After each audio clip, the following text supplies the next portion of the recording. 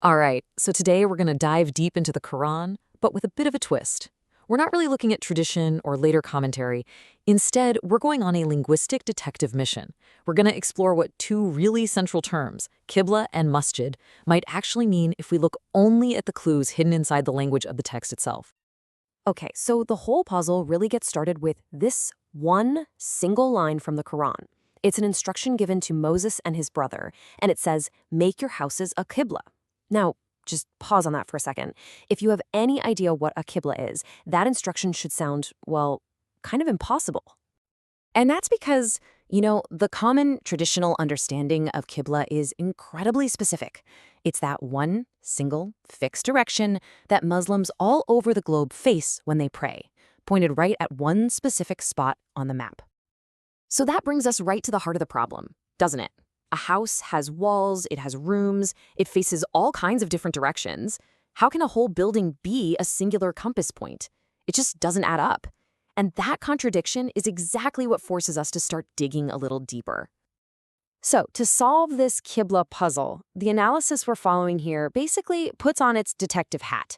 It says, let's set aside all the later interpretations for a minute and go straight to the source, the original Arabic, and see what clues we can find.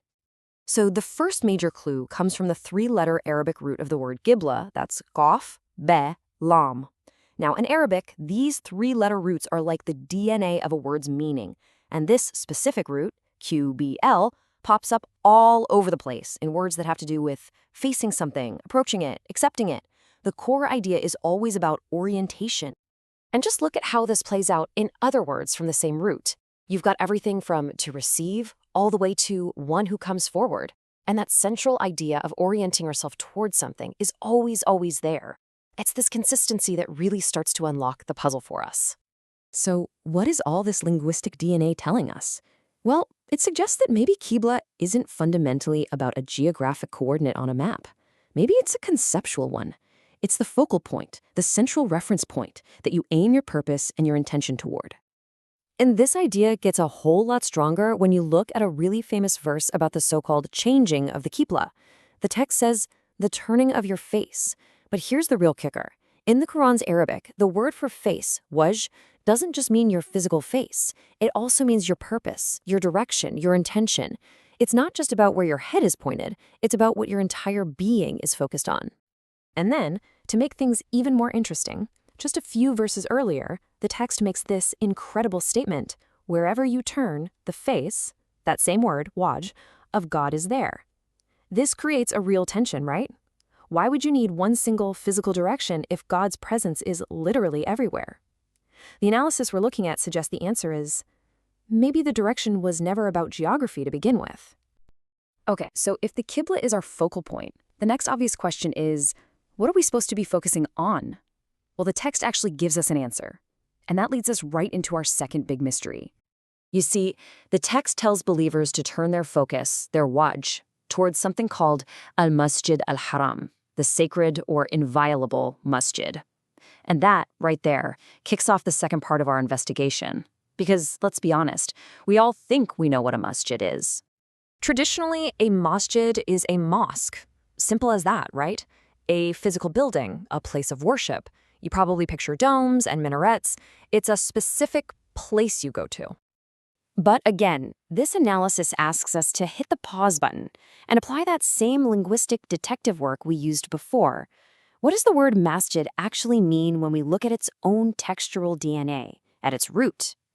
So the root here is sin, jim, dal, and the action that comes from it is sajada. Now, this word is almost always translated as physical prostration, bowing down in prayer. But its meaning in the Quran is actually so much bigger than that. It's about submission, yielding, aligning yourself perfectly with a natural order or with ultimate reality.